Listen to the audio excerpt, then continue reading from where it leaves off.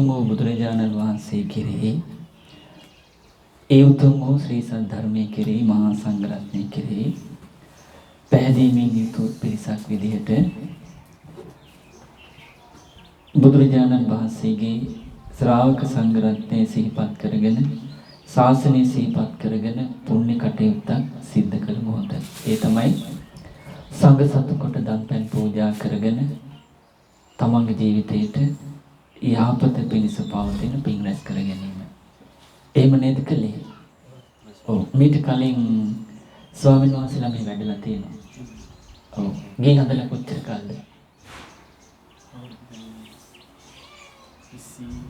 ගොඩක් කල්නේ. ඔව් ගොඩක් කල්.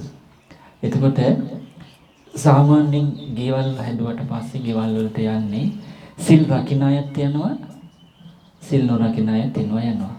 නේද? එතකොට අපිට සාමාන්‍ය ගෙවල් දොරවල් වලට බොහෝ විට යන්නේන ස්වභාවය තියෙන්නේ සිල් රකින්න අයද සිල් නොරකින්න අයද? නොරකින්න අය. දන් දෙන අයද මසුරු අයද? ඔතකොට බණ භාවනා කරන අයද නැති අයද? නැති අය. එතකොට එහෙමනම් හරි ලාභයක් තියෙනවා. මසුරුකම දුරු කර ගැනීම පිණිස බුදුරජාණන් වහන්සේ වදාළේ දන් දීමයි. ඒ දන් දීම මසුරුකමත් එක්ක තියෙන අකුසල් වලින් බැහැර වෙනවා කෙනෙක් දන් දෙන්න පුරුදු වුණාට පස්සේ. එතකොට දන් නොදීම නම් ਉਹ මසුරුකම මුල් කරගෙන කෙනෙකුට සිතින් කයින් වචනෙන් රැස් වෙන්න තියෙන පව් බැහැර වෙනවා. එහෙමනම් දන් දෙන අය ඇසුරේ දන් දෙන අය පිරිස යම් තැනක වාසය කරනවා නම් ඒ පිරිසට ඒක ලාභයක් නෙවෙයිද? ඒක ලාභයක්. ඒක යහපත් ඇසුරක්. ඊළඟට බුදුරජාණන් වහන්සේ වදාලා දුස්සීලයත් එක්ක වාසය කරනකොට යට පහසුවක් තියනවද? නෑනේ. පහසුවක් නෑ. මොකද ඊට අනුරූපව පස්පව් දස කුසල් රැස් වෙලා කායික මානසික දුකටපත් වෙන්න සිද්ධ වෙන නිසා. එහෙමනම් සිල්වතුන් ඇසුරු කරන්ට ලැබුණොත් පහසුවක්ද අපහසුවක්ද? පහසුවක් නේ.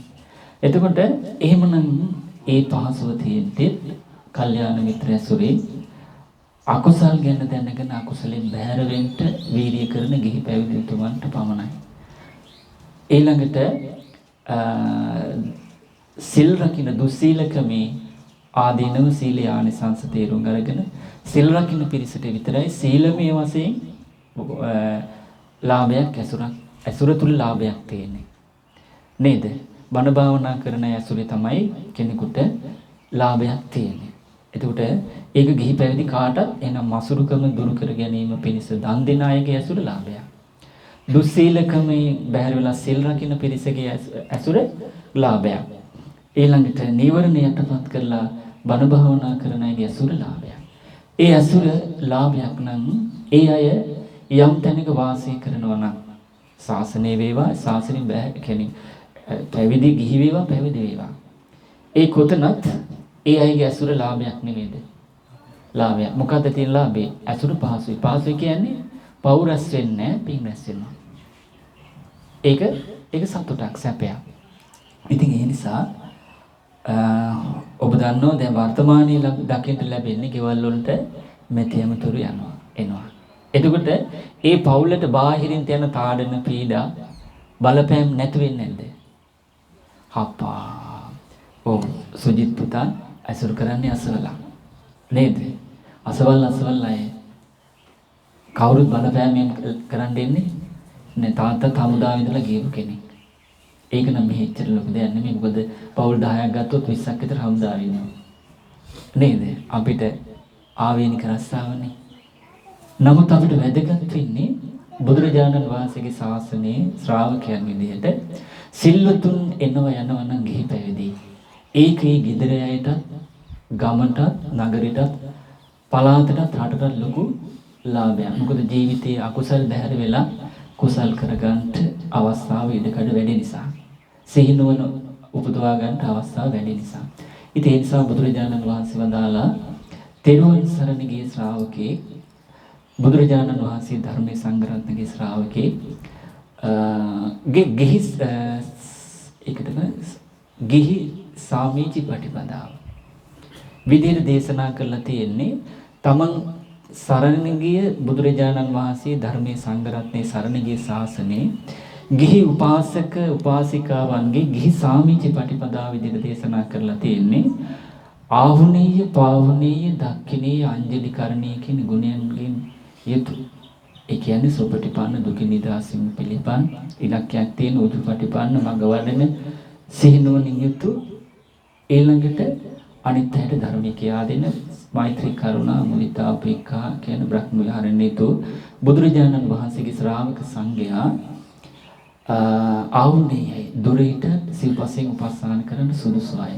මොකද එතන තමයි තුන් ලෝකෙටම අග්‍ර බුදුරජාණන් වහන්සේගේ ශාස්ත්‍රඥ වහන්සේගේ ධර්මයේ පුරුදු කරන ශ්‍රාවක පිරිස අතර අග්‍ර අටපුරුෂ පුද්ගල සංඝයා වැඩ ඉන්නේ.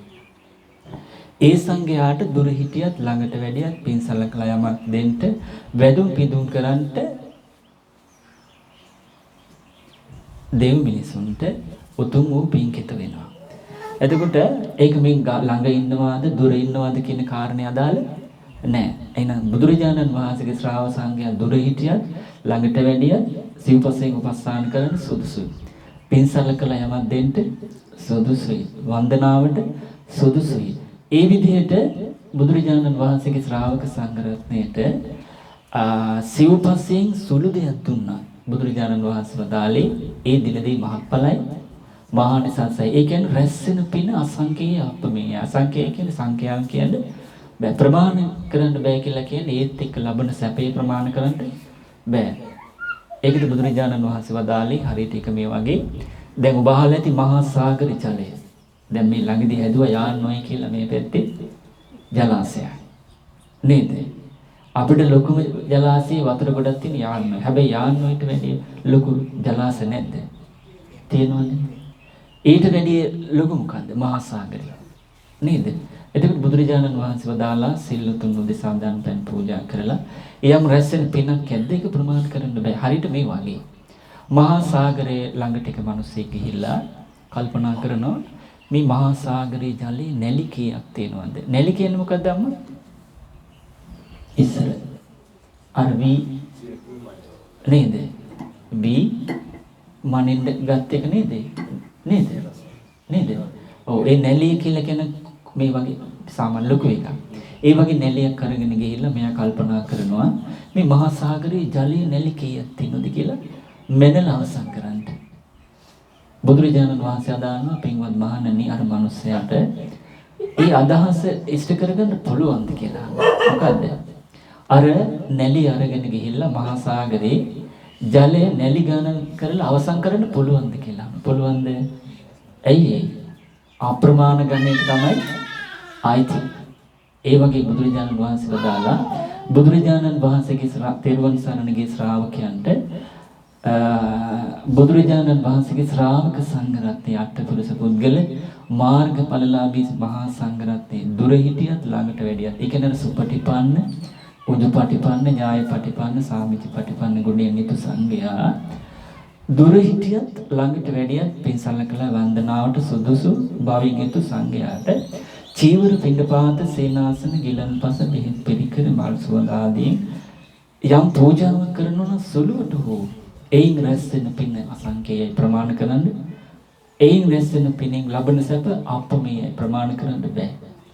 එහෙමනම් හිතලා බලන්න අපිට ඒ බුදුරජාණන් වහන්සේගේ ශ්‍රාවක සංඝයා උදෙසා සිව්පසෙන් උපස්ථාන කරලා පින් රැස් කරගෙන පරලව නොපෙනෙන ලෝකේ සැලැස්මකට ජීවිතය හදාගන්න තාම ඉඩකඩ අවස්ථාව තියෙනවද නැද්ද? දැන් අපි පිළිගත්තොත් නැතත් අනිත් ආගම් වල පින්වතුන්ට මග වියදමට දන්පැන් පූජා කරලා සිව්පසෙන් උපස්ථාන කරලා මහත්ඵල මහානිසංස වෙන විදිහට පින් රැස් කරගන්න පරිසරයක් තියෙනවා. නේද? ඒ මොකද? ඒ ශාසනවල ආරෂ්ඨාංග මාර්ගය කතා කරන්නේ නේද? මාර්ගඵලලාභී සසර දුකින් නිදහසන පිරිසක් කතා කරන්නේ නෑ. එහෙනම් බුදුරජාණන් වහන්සේගේ ශාසනයේ ශ්‍රාවක පිරිස අතර විශේෂත්වය තමයි දුකින් නිදහස් වෙන ගිහි පැවිදි පිරිස. එහෙනම් ඒ නිසයි ඒ අයට කරන උපකාරය සත්කාරය තුලින් රැස් වෙන පින අග්‍ර වෙන්නේ. එහෙනම් අද මම මේ කල්පනා කරේ දැන් අපි ගල්ගම ඉඳන් වැඩි නේද? ගල්ගම ඉඳන් වැඩියේ ධර්මයේ කියා දීලා දානේ වළඳන්න නෙවෙයි. ඔව්. ධර්මෙන් කියලා දෙන අවුරුදු 22ක් විතර ඔව් කීප දෙනෙක් හැදිච්ච බව පේනවා. අනිත් අය බොහෝමයක් ඔඩොක්කේ බන. ඒ කියන්නේ නැගිටිනකොට වැටෙනවා. එහෙම නැත්නම් අපිට රිදෙන්න වදින්න ඕනේ. එතකොට පොඩ්ඩක් මතක් වෙනවා. හැබැයි ඒක තුනි වෙච්චාම ආයෙමත් අර පරණ තැන. ඒක හරියට රබර් පටිය වගේ. රබර් පටිය අදිනකොට ඇදෙනවා. ඊට පස්සේ වැඩිම වෙලාවක් තියෙන ඇදිලාද පරණ ස්වභාවයෙන්ද? එහෙම බෑ. එහෙමනම් බුදුරජාණන් වහන්සේ සරණ යාමේ ධර්මයේ සංග්‍රහයේ සරණ යාමේ පින් රැස් කර ගැනීමේ ලාභේ තේරෙන්න ගන්න නම් එයාට අකුසල් තේරිලා තියෙන්න ඕනේ. අකුසල් වල මුල් තේරිලා තියෙන්න ඕනේ. ඒ අකුසල් කිරීම තුළ මෙලව පරලොව පෞරස් වෙලා විදින්ට වෙන භයානක තියුණු කටුක අමිරි අප්‍රසන්න දුක්ඛිත ස්වභාවය ගැන තේරිලා තියෙන්න ඕනේ. කුසල් ගැන, කුසල මුල් ගැන ආනිසංස මෙලව පරලොව සැප. සුගති දුගති ගැන, කර්ම කර්මඵල ගැන, සංසාර ගමන ගැන, විසඳුම නිවන චතුරාර්ය සත්‍ය අවබෝධය ගැන කියලා තේරුමක් තියෙන්න ඕනේ. සීනුවණක් තියෙන්න ඕනේ. එතකොට තමයි බුදුරජාණන් වහන්සේ වදාළ විදිහට දුර්ලභ වූ මනුස්ස ජීවිතේ වටිනාකම තේරෙන්නේ. අතිශයින්ම දුර්ලභ බුද්ධ ශාසනයේ වටිනාකම තේරෙන්නේ. එහෙම නැත්නම් මේක තේරෙන්නේ නැහැ. බුදුරජාණන් වහන්සේගේ ධර්මයේ තියෙන කාටද? නුවණැත්තන් සඳහා. ඒ කියන්නේ තේරෙන්නේ නැහැ. මොනවද තේරෙන්නේ? හොඳ නරක තේරෙන අයට, කර්ම කර්මඵල තේරෙන අයට, පින්පව් තේරෙන අයට, කළ යුතු දේ නොකළ යුතු දේ තේරෙන අයට, සුගති දුගති තේරෙන අයට, සංසාර ගමන ගැන තේරෙන අයට, ඒ වගේම දුක්ඛ සමුදය නිරෝධ මාර්ග ගැන තේරෙන අයට, මේකේ නිදහසීම තමයි උතුම් සැපේ කියලා තේරෙන අයටයි මේ ධර්මයේ තියෙන්නේ. දැන් ඒක අපිට තේරෙනවද නැද්ද? තේරෙනවද නැද්ද කියලා බලන්න තේරෙන ධර්මය අහලා නුවණින් විමසලා සංවර වෙන්න ඕනේ. සංවර වෙනකොට අපේ ජීවිතේට උවමනා කරන දේ නුවණින් විමසනකොට තේරෙන පරිසරය තියෙනවා නම් ඇතුළ හැදිලා නම් හැදෙනවා. නැතත් අපිට ඊළඟ ජීවිතයකට හරි ඒක අපිට පේන්නේ නැහැ. හැබැයි අපිට වාසනාවක් තියෙනවා. මොකද දුර්ලභ මනුස්ස ජීවිතේ බුද්ධ ශාසනයේ උපතින්ම බෞද්ධ නේද? ඊට පස්සේ හොඳට ඇහෙන පේන කන් ඇස් නාස් නේද? ජීවිතයක් ලැබුණා. උපතින්ම බෞද්ධ දෙමව්පියන්ගේ දරුවෝ අපි උපතින්ම සත්‍යයට ගරු කරන පිරිසක් බවට සත්‍ය තුල උපන් පරිසරයේ පතිරූපදේශ වාසයට ලැබුණා. නේද? එතකොට ලොකු පින අපිට තියෙනවා. හැබැයි ප්‍රයෝජනෙ ගත්තේ නැත්නම් ඒක අවසන් වෙලා යනවා. ඉතින් ඒ නිසා දැන් අපි මේ සංඝයා කෙරෙහි තියෙන ශාසනීය ශ්‍රාවකයන් විදිහට පැහැදීමෙන් දුර ඉඳන් දැන් ස්වාමින් වහන්සේ වඩාමලි දැන් කවුරුත් හිතන්නේ සුජිත් පුතාගේ දුව ඉපදිලා අවුරුද්දේ බණ. ඒකට කමන්නේ කාලීන කිව්වට. කාලීන බණ නැත. බණ තියෙන්නේ මොකද? කාලීනද අකාලිකද? අකාලික. නේද? අකාලික බණ කාගේ ධර්මයේද? කාගේ ධර්මයේද? අපේ බුදුහාමුදුරන්ගේ නෑ. බුදුරජාණන් වහන්සේගේ ධර්මයේ. නේ?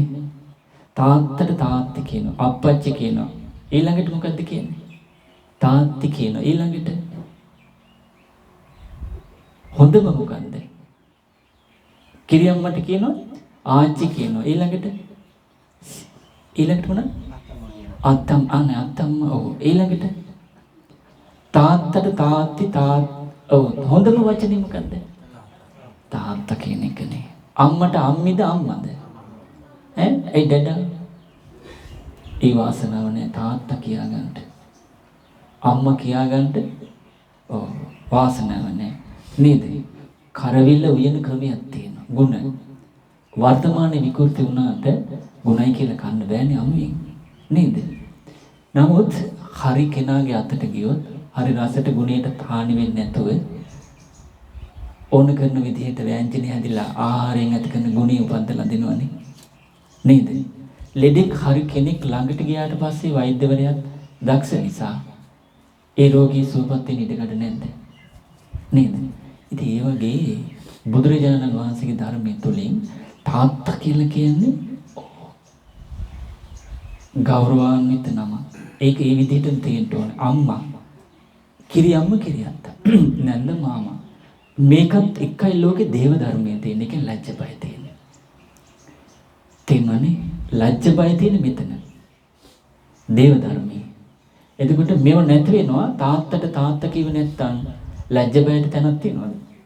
අම්මට අම්මා කිව්ව නැත්තම්, කිරියම්මට කිරියත්තා කිව්ව නැත්තම්, අයියට අක්කට ඒක තිබුණ නැත්තම් ලෝකේ ලැජ්ජ බය කියලා දෙයක් තියනවද?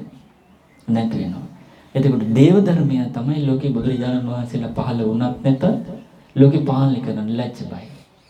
එහෙනම් ලැජ්ජ බය නැති වෙලා යන කාලේ දේව ධර්මයේ නැති වෙලා යන කාලේ පටන් ගන්න ඕ වගේ. සාමාන්‍ය ලෝකේ විවාහයත් එක්ක නැති වෙලා යනවා. තාත්තට තාත්තා කියන්නේ නැත්තම් ටික ටික දී වෙලා යනවනේ. ඒත් එක්ක ලොකු පිරිහීමක් තියෙනවා. නොතේරුම් ගත්තේ නැතුණාට. අපේ අම්මලා දැන් ඉස්සර 60 30 ඇඳා. දැන් ගෑනු දරුවෝ අදින්න මොනවද? නේද? සායක් ඇඳුත් ධනින් යටින් උඩට අඟල්ලට. දැන් තියෙන්නේ ඉනෙන් අඟල්ලට පහළට. ලැජ්ජ බයට මොකද වෙලා තියෙන්නේ? දී වෙලානේ. එතකොට ඇඳුම සම්බන්ධයෙන් ලෝකේ දේව ධර්මේ නැති වෙනව නම් අම්මා තාත්තා කියන එක නැති වුණොත් නේ. ඉතින් ඒ නිසා මේ සියල්ල නිවැරදි කරගන්න තියෙන උතුම් බුදුරජාණන් වහන්සේගේ ධර්මයේ තුලින් අද මේ පින් කරගන්න අවස්ථාවක්. පින් ගැන තේරුම් ගන්න ඕනේ. දැන් අද මොකද්ද මේ කලේ? සංඝෝපස්ථානය. නේද? සංඝෝපස්ථානය. එතකොට බුදුරජාණන් වහන්සේ ඔන්න බලන්න පින් රැස් කරගන්න දැන් සංඝයා 12 ඉඳන් වැඩියා. ඒ වැඩම වීමත් සමග නොනැති බුදුරජාණන් වහන්සේගේ ගිහි උපාසක උපාසිකාවන්ට ගේ ජීවිතයට රැස් වෙන පින ගැනව දාලා දෙසුමක්. මේ දේශනාවේ නම කුල සූත්‍රය. ඒ කියන්නේ බුදුරජාණන් වහන්සේගේ සරණගේ ශාසනයේ උපාසක උපාසිකාවන්ට ලැබෙන ලාභය ගැන. දෙකනේ දායක පවුල් ගැන. තේරෙනවනේ? දැන් සංඝයාට ඉන්නේ කවුරුද? දායක පින්වතුන්, දායක පවුල්. එතකොට බුදුරජාණන් වහන්සේගේ භික්ෂු භික්ෂුණීන් වඩින්නේ කොහාටද? දානමාන වලට, දායක පවුල් වලට. නේද? එතකොට බුදුරජාණන් වහන්සේගේ ශාසනයේ ශ්‍රාවක සංඝයා තමන්ට සසර දුකින් නිදහස් වීම පිණිස සිව්පසයෙන් උපස්ථාන කරන දායක පින්වතුන්ගේ පවුල් වලට සංඝ පිරිස වැඩිවොත් ඒ වැඩමවීමත් එක්ක ඉදිරියට ලැබෙන ලාභය ගැන වදාළා දෙසුමා. දැන් අපි සංඝයා වැඩියන්නේ. දැන් අපිට කර්මඵල විග්‍රහ කරන්න පුළුවන්ද? ඒක බුද්ධ විශේෂය. නේද? ලැබෙන ලාභය ගැන බුදුරජාණන් වහන්සේගේ ශ්‍රාවක සංඝයා යම්කිසි තමන්ට සිව්පසයෙන් උපස්ථාන කරන පවුලකට, ගෙදරකට, නිවසකට වැඩියොත් ඒ නිවසේ ඉන්න අයට ලැබෙන ලාභය ගැන වදාළ දෙසුම. කුල සූත්‍ර මේ දේශනාව කළේ සවැත් නුවර ජේතවනාරාමේදී. එදා දැන් බලන්න මේක දායක පින්වතුන්ට කියන දේශනාවක් නෙවෙයි. කාටද කියන්නේ? සංඝයාට. පින්වත් මහණනි, ඇයි ගිහි පින්වතුන් ඇසුරු කරන්නේ කවුද? ස්වාමීන් වහන්සේලා. එතකොට ස්වාමීන් වහන්සේලා ළඟින් ඉන්නේ දායක පින්වතුන් ඉන්නවා. සංඝයාට කිව්වට පස්සේ දායක පින්වතුන්ට කවුද මේ ධර්ම කියලා දෙන්නේ? ශ්‍රාවක සංඝ රත්නේ කියන අටපුරුෂ පුද්ගල. බුදුරජාණන් වහන්සේ වදාළා පින්වත් මහණනි, මේ යම් කිසි කලක සිල්වත් පැවිද්දෝ සාමණේරනම් සාමණ සීල රාමණේර සීලෙන් යුතු රකින්න ආරක්ෂා කරන උපසම්පදා සිල්වත් සිල්පද ආරක්ෂා කරන භික්ෂු භික්ෂුණී නේද? පිරිස යම් කිසි දවසක යම් කිසි අවස්ථාවයකට දානයකට වේවා වඩිනවා නම් යම් කිසි ගෙදරකට සම්මුතියෙන් කෙනෙක් එනවා නම් වඩිනවා නම් ඒ ගෙදර ස්වාමීන් වහන්සේ වඩින ස්වාමීන්සලා වඩින සාමණේර වේවා උපසම්පදා වේලා ස්වාමීන් වහන්සේලායි වඩින ගෙදර අයට ඒ වැඩවීමත් එක්ක පින් රැස් කරගන්න අවස්ථා පහක් දෙනවා. කීයද? අවස්ථා පහක්. පළවෙනි එක තමයි බුදුරජාණන් වහන්සේ වදාළ බොහෝ පින් රැස් කරගන්න පුළුවන් කියනවා. පින් රැස් කරගන්න බොහෝ පින් රැස් කරගන්න. පින් කියලා කියන්නේ සැපේ උපද්දවන කාරණයක්. තේන්නා නේද? කරුණු පහක් යෙදෙනවා කියන පළවෙනි එක තමයි සිල්වත් පැවිද්දෙක් යම්කිසි කුලයකට උපාසක උපාසිකාවන්ගේ ගෙදරකට වැඩියොත් යම්කිසි කාලයක එම දායක නිවස වෙත එළවෙන ස්වාමීන් වහන්සේලා කෙනෙක් සිල්වත් කියලා තියෙනවා. සිල්වත් සාමණේර උපසම්පදා කවුරු හරි වඩිනවා නම් යම්කිසි ගෙදරකට ඒ වඩම වීම සමග ඒ නිවසේ ඉන්න උපාසක කියන්නේ දායක පින්වතුන් ඉන්නවා. මේ දැන් ඔක්කොම එහෙමනේ.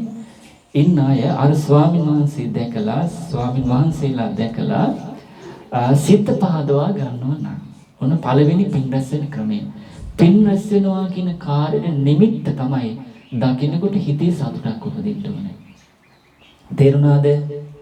ස්වාමීන් වහන්සේලා වඩනවා දකින්නකොට හිතේ සතුටක් උපදින්න ඕනේ. අන්න එතකොට ඒ පින නිසා එතකොට එතනින් පින උපදිනවා. ඒ සතුටත් එක්ක පින උපදිනවා. දැන් ස්වාමීන් වහන්සේලා වඩනකොට දානෙට පාරක් වුණා. මොනවා වෙලක් දන්නේ නැහැ. අපි ඇති දැම්මත් තාම වැඩියා කියලා හේතුනේ සතුටක් දැතුනේ. දෙකම ඇති වුණා. නේද? හැබැයි එකම දේ සතුටක්. ඒ සතුටේ තුල තමයි පින රැස් වෙන්නේ. එතන පිනක් තමයි ඇති වෙලා තියෙන්නේ. පැහැදීමත් එක්ක හිතේ සතුටක් ඇති වුණා. ඒක තමයි පින කියලා කියන්නේ. ඔය පළවෙනි එක කියනවා. ස්වාමීන් වහන්සේලා යම්කිසි කුලයට වඩිනකොට ගෙදර ඉන්න දායක පින්වතුන් අම්මලා තාත්තලා කිරියම්මලා කිරියත්තලා දුවලා පුතාලා නැන්දලා මාමලාගේ හිතේ ස්වාමීන් වහන්සේලා සිල්වත් සංඝයා දැකලා හිතේ සතුටක් ඇති වෙනවා නම් ඒක ඒ සංඝයා කෙරෙහි හිත පහදවා ගන්න නම් ඒන් බොහෝ පුණ්‍ය ධර්මයන් රැස් වෙනවා. ඒ හිත පහදවා ගැනීම කියලා කියන්නේ ඒ නිවසේ ඉන්න සියලු දෙනා ස්වර්ගයේ මිනිස්ලෝ ඊළඟ ජීවිතේ කියන්නේ මේ ජීවිතේ මැරිලා මරණින් මත්තේ දෙවියන් අතරට යන ස්වර්ගයේ කියන්නේ සුගතියේ ඉපදීම පිණිස හිතකාර වෙන මාර්ගයක කිනු ඉන්නේ වැඩපිළිවෙලක කිනු ඉන්නේ. ඒ කියන්නේ මොකද්ද? සිල්වත් සංඝයා දැකලා හිත පහදවාගෙන සිතේ සතුටක් ඇති කර ගැනීම කියලා කියන්නේ එයා දුගතියට යන වැඩපිළිවෙලක නෙමෙයි ඉන්නේ. එහෙනම් සුගතියේ යන වැඩපිළිවෙලක තමයි ඉන්නේ කියනවා. මාර්ගයක ඉන්නවා. දැන් සත්තු මරණ එක මොන මාර්ගයකද? දුගතියට යනක. එතකොට සතුන් මැරීමෙන් වැළකීච්ච සංඝයා ඉන්නේ සුගතියට යන මාර්ගයේද දුගතියට යන මාර්ගයේද? සුගතියට. එතකොට ඒ සංඝයා දැකලා හිතේ පහද හිතේ පැහැදීම ඇති කරගන්න කෙනා සුගතිය යන වැඩපිළිවෙලකදී දුගතිය යන වැඩපිළිවෙල. මේකයි මේ කියන්නේ. එහෙනම් යම් කිසි නිවසකට සිල්වත් සංඝයා වඩිනකොට දැකීමෙන් හිත සතුටටපත් වෙනවා නම් ඒ සිතේ සතුටටපත් වීම ඒ පිරිස සුගතියේ උපදින මාර්ගයක වැඩපිළිවෙලක තමයි ඉන්නේ කියනවා. දැන් මේ අය සංඝයා රකින්නකොට හිතේ පැහැදීමක් දැතුනේ අපහැදීමක්ද? පැහැදීමක්. එහෙනම් ඒ මොහොතේ ඇතුලේ සතුටද දුකද? ඒක තමයි පින කියන්නේ. හොඳ දෙයක් කළා හිතේ සතුටක් ඇති වෙන්නේ නැත්නම් එතන ප්‍රශ්නයක් තියෙනවා. සතුටක් ඇති වෙනවා නම් අන්න එතන තමයි පින් රැස් වුණා කියලා තේරුම් ගන්න පුළුවන්. ඒක හරියට මේ වගේ. දැන් රාත්‍රියේ ඉර තියෙනවද? නෑ. අඳුරයි. අඳුර අවසන් වෙන්නේ මොකක්? ඇති වෙන්නද? පායන්නද? ඉර පායන්න කලින් මොකක්ද ඇති වෙන්නේ? අරුණ. නේද? අරුණෝදේ එනකොට එකපාර වෙනවද? ටික ටික. එහෙමනම් ඊළඟට පායන්නේ මොකද්ද? ඉර. තියෙන කලුවරට මොකද වෙන්නේ? කලුවර නැති වෙනවා. අන්න ඒ වගේ ස්වර්ගී කරා යන්ට කියන්නේ සුගතියේ උපදින්න කැමති කෙනාගේ ජීවිතේ රැස් වෙන්න මොකද්ද? පින්. තේන්නනේ? එහෙනම් පින් රැස් කර ගැනීම පළවෙනි කාරණේ තමයි සිල්වත් මේ සිදුවීම මුල් කරගෙන ගෙදරට වඩින සංඝයා දැකලා හිතේ පැහැදීම ඇති. මෙතන සිල්වත් පැවිද්දන්නේ. හිතේ පැහැදීමක් ඇති කරනවා නම් හිතේ සතුටක් ඇති වෙනවා නම් එයා ඒ මාර්ගයේ ඒ විමුක්තිය ඉන්නේ මොන මේ කියන්නේ කොහේ යන වැඩ පිළිවෙලකද? සුගතියද දුගතියද? සුගතිය. පළවෙනි එක කියනවා සිල්වත් පැවිද්දන් යම්කිසි කුලයකට වඩිනකොට ඒ නිවසේ ඉන්න සියලු දෙනාගේ හිතේ සතුටක් ඇති කර ගන්නවා නම් සිතේ පැහැදීමක් තියෙනවා නම් ඒ පැහැදීමෙන් පින් රැස් වෙනවා. ඒ පින් රැස් වීම තුළ එයා යන්නේ කොහෙටද? සුගතිය. පළවෙනි එක. දෙවෙනි එක කියනවා සිල්වත් පැවිද්දන් යම්කිසි කුලයකට ওই විදිහට වැඩියට පස්සේ මොකද කරන්නේ? හිතේ පැහැදීම, හිතේ සතුට ඇති වෙනවා. එතකොට එතනින් පින් රැස් වෙනවා. ඒ රැස් වෙන පින සුගතියටද හැරිලා තියෙන දුගතියටද? සුගතියට. දෙවෙනි එක තමයි කියනවා යම්කිසි දවසක බුදුරජාණන් වහන්සේගේ සිල්වත් පැවිද්දන් නිවසට වඩිනකොට ඔන්න පළවෙනි මොකද කළේ? සිත පහදවා ගත්තා. පින් රැස් වුණා. දෙවෙනි එක තමයි කියනවා දැක්ක ගමන් අම්මලා දැන් තාත්තලා පුටුවල වාඩි වෙලා ඉන්නේ නේද? වාඩි වෙන අය මොකද කරන්නේ එකපාරටම? ඒ ආසන වලින් ඒ මොකද? තමන්ට වඩා ගුණ නුවණින් වැඩි උතුමන්ට ගරු කරනවා. ඒක කොහේ උපදින්ද? සුගතියේ උසස් කුලයේ උපදින්න හේතු වෙනවා.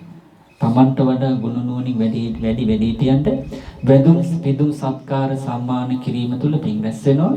ඒ පිණින් එයා උපදින්නේ කොහොමද? සුගතියේ ඉපදිලා උසස් කුලේ. දෙවියන් අතර ඉපදුනොත් මහීසාක්‍ය. ඒ පින රැස් වෙනවා. ඊට පස්සේ මොකද? ආසනෙන් නැගිටිනවා නම් ස්වාමීන් වහන්සේලා දැකලා. දැක්කට පස්සේ මොකද කරන්නේ? වන්දනා කරනවා පින් රැස් වෙන දේවල්.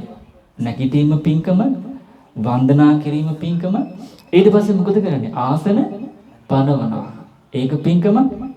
ඊළඟට ඒ පින්කම් පළවෙනි එක හිත පාදව ගත්තා පින්කමක් පින් රැස් වුණා. දෙවෙනිට මොකද කළේ? ආසනෙන් Taman නැගිට්ටා පින්කම, සක්සා වැන්දා පින්කම, වැඩින්ට ආසනය පැනව පින්කම්. සිතේ සතුටින් කරන්නේ ඒ පින් රැස් වෙන්නේ දෙවියන් අතර උපදින්න සුගතිය උපදින හේතුවක්. තේරුණා නේද? දෙවෙනි පින් රැස් කරගන්න පුළුවන් අවස්ථාව. දැන් අර විමානවත් වල දැකලා අහලා තියෙනව නේද? අර සමහර මුගලන් මහරහතන් වහන්සේම ගිහිල්ලා ඒ දිවි විමානවල දෙවිවරුන්ගෙන් දෙවගණන්ගෙන් අහනවා මොන වගේ පිනක් කරලාද මේ ආවේ කියලා දෙවියන් අතරට. ඊට පස්සේ කියනවා ඒ දෙවිවරුන්වල කියනවා අනේ ස්වාමිනී මම මනුස්ස ලෝකෙ ලොකු පිනක් කරගත්ත කෙනෙක් නෙමෙයි. මම වැඩි ස්වාමීන් වහන්සේකට අපේ ගෙදර ආසනයක් පෙනෙවුවා. සකස් කරලා වන්දනාමාන කළා. නේද? අපිට හිතෙන්නේ පොඩි දෙයක්. හැබැයි මිනිස් ලෝක ඉක්මවාගේ පිනක් රැස් වෙලා. චාතුම් මහරජගේ ඉක්මවාගේ පිනක් රැස් වෙලා. තවුතිසාවේ උපදින්න තරම් විශාල පින. ඔව් දැන් තවුතිසා දේවරුන්ගේ ආයුෂ දිව්‍ය අවුරුදු 1000යි. ඒ කියන්නේ මනුස්ස ලෝකෙන් අවුරුදු 100ක් ඒක දවසයි. එතකොට තවුතිසා දෙවියන්ගේ දිව්‍ය අවුරුදු 1000යි කියලා කියන්නේ මනුස්ස ලෝකෙන් අවුරුදු 3 කෝටි 60 ලක්ෂයි. කරපු පින මොකද්ද? වැඩි ස්වාමීන් වහන්සේට ආසන පනපු එක. ඊළඟට දැක වන්දනා මාර්ගෙ හිත පහදවා ගත්තා. එහෙනම් අපි හිතන ප්‍රමාණයට නෙමෙයි මේ පින් රැස් වෙන්නේ. නේද? අපි නොහිතන ප්‍රමාණයට. ඒකනේ මිනිස් ලෝක ඉක්මවා ගිහිල්ලා චාතුම් මහරජික උපත් තවුතිසා දෙවියන් අතර උපදින්නේ. නේද? එතකොට එහෙමනම් ඒ පිනත් කරගන්නට සිල්වත් පැවිද්දන් ගෙදරට වැඩියොත් අවස්ථාවක් තියෙනවා. එතකොට පින්ගම් දෙවෙනි අවස්ථාව. පළවෙනි එක සිත පහදවා ගන්න එක සංඝයා දැකලා පින්කම. දෙවෙනි එක උන්වහන්සේලා දැක ගමන් ආසන නැගිටිලා වන්දනාමාන කරලා ආසන පනවනවා. ඒ පින්කම් මග වේදම දුගතියෙන් මිදෙන ඊළඟ මොහොතේ මැරිලා ගිහලා සුගතිය උපදින්න පාරක. ඊළඟට බුදුරජාණන් වහන්සේ වදාළා යම් කිසි දවසක තමන්ගේ දායක පවුල් විතර සිල්වත් පැවිද්දන් වඩිනවා. හැබැයි ප්‍රශ්නයක් තියෙනවා මෙතන. අපි කොහොමද සිල්වත් පැවිද්දන් කියලා හොයන්නේ කියලා. නේද? ඒක අපිට හොයන්න බෑ. එහෙනම් අපි කොහොමද ඒක කරන්නේ? අපි බුදුරජාණන් වහන්සේගේ ශ්‍රාවක සංඝයා කියලා දන්නේ කවුද කියලා දන්නවනම් කවුද? අට්ඨපුරුෂ පුද්ගල සංඝයාය කියලා දන්නවනම් අපිට නෝන මොලේද තියෙන නෝනද තියෙන්නේ? ඈ? මොලේ තියෙනවා නේද?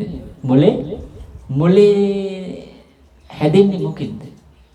ලොකුම මොලේ තියෙන්නේ කාටද? බුදුරජාණන් වහන්සේට? නෑ. මනුස්ස ලෝකේ ලොකු මොලේ තියෙන්නේ කාටද? ඈ? අලියටනේ. ඒ උනට නෝන තියෙනවද? එන නෝන කියන කාරණේ වෙන එකක්. මොලේ කියන එක වෙන එකක්. නේද? මොලේ නෙමෙයි මෙතන තියෙන්න ඕන නේද? නෝන තියෙන්න ඕනේ. ඒකට ප්‍රඥාව කියවට කවන්නේ නැහැ. තව ඉස්සරහට තියෙන එක වෙනස් වෙන විදිහ. එහෙනම් අපිට තියෙන්න ඕන මොකන්ද? මොලේද නෝනද? නෝන මොකද්ද නෝනේ? සිල්ලුතුන් ගුණතුන් වහන්සේලා හඳුනා ගැනීම නෝන. දැන් මෙතන මොකද්ද නෝන? සංඝයා. අට්ඨපුරුෂ පුද්ගල මහා සංඝයා තමයි සංඝ රත්නය තමයි සංඝයා කියන පිරිස සංඝ රත්නය තමයි හොඳ. වටිනා මැණික් මොකද්ද? සසර දුකේ නිදහස් වෙන මාර්ගඵලලාභී සංඝ රත්නය.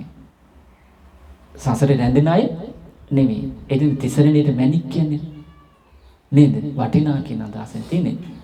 එතකොට බුදුරජාණන් වහන්සේ වදාලා තුන්වෙනි කාරණේ විදිහට ඔය අට්ඨපුරුෂ පුද්ගල බුදුරජාණන් වහන්සේගේ මාර්ගඵලලාභී සංඝ රත්නයේ සිල්වතුන් වහන්සේලා යම් කිසි කුලයකට, ගෙදරකට, නිවසකට වඩිනවා නම් ඊළඟට පින් රැස් කරගන්න තියෙන දේ තමයි ඒ නිවසේ ඉන්න අය මොකද කරන්නේ? ස්වාමීන් වහන්සේලා අර විදිහට දැකලා හිත පාදවාගෙන වඳුන් පිඳුන් කරලා ආසන පැනුවට පස්සේ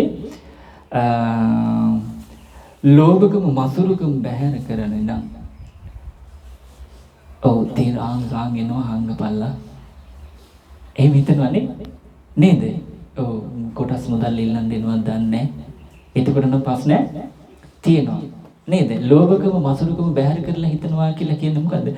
ගිලම්පසක් බලන වෙලාව. ගිලම්පසක් බලන්දන්ට සුදුසු වෙලාව. දානෙට සුදුසු වෙලාව. කියලා මොකද හිතන්නේ? හිතේ තියෙන මසුරුකම බැහැර කරලා ලෝභකම බැහැර කරලා යම් අවශ්‍යතාවයකට වඩින වෙලාවත් එක්ක මේනම් වඩින්නේ මේකට වෙන්න ඕනේ කියලා අපිට එහෙම හිතෙනවා නේද? එතකොට ඒත් එක්ක අපි මසුරුකමට වැටෙන්නත් පුළුවන්, මේ ලෝභකමට වැටෙන්නත් පුළුවන්, දානේ පරිත්‍යාග අත්හැරීමට වැටෙන්න පුළුවන්.